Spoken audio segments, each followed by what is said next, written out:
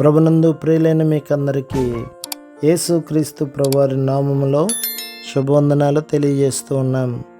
దైవజనుడు బ్రదర్ భక్త సింగ్ గారి పరిచర్యలో నుండి దైవ మర్మములు. మే 3. మీ వస్త్రములను కాక మీ హృదయములను చింపుకొని ఆయన తట్టు తిరుగుడి.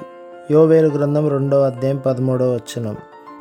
వాస్తవముగా మానవుడు ఆదికాండం 3వ అధ్యాయంలో నష్టపోయిన దానికంటే ఎంతో అధికముగా దేవుడు మానవునికి ఇచ్చి ఉన్నాడు.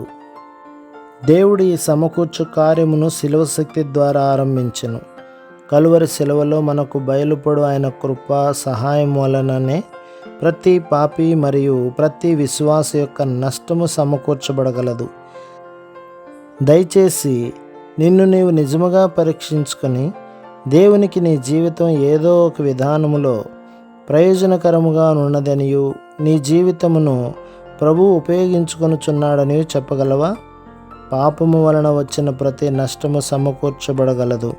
నీ పాపము వలన నీకును నీ కుటుంబమునకును దేవుని నామమునకును నీవు నిందను తెచ్చితివి. నీ జీవితమును శరీరమును ఆరోగ్యమును నాశనం చేసుకుంటివి. దేవుని సంగతుల విషయమై కొంచెము జ్ఞానమైనను నీకు లేదు. వ్యర్థమైన వాటిని చేయుచు దేవుని ఎదుట బుద్ధిహీనుడవైతివి. ఇదే స్థితిలో కొనసాగినచో నీవు నిరీక్షణ లేకుండానే మరణమగుదువు.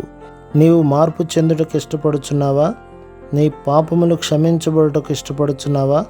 అట్లయితే యేసుక్రీస్తు ప్రభు పాదముల యొద్దకు నీ పాపముల విషయమై నిజమైన పశ్చాత్తాపంతో రమ్ము.